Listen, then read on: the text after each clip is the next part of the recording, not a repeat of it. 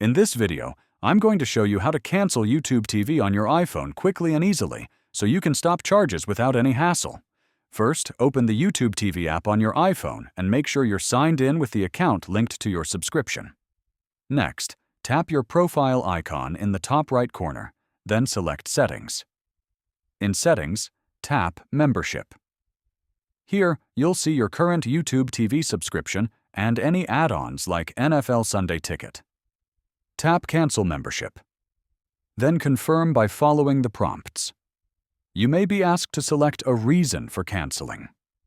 Once confirmed, your subscription will remain active until the end of your billing cycle, and you won't be charged again. You can always resubscribe later if you change your mind.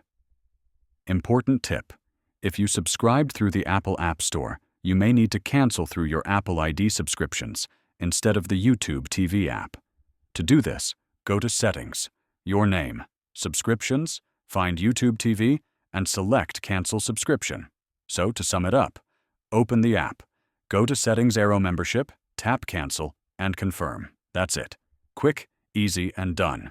If this video helped you, hit like and subscribe for more YouTube TV tips and tutorials.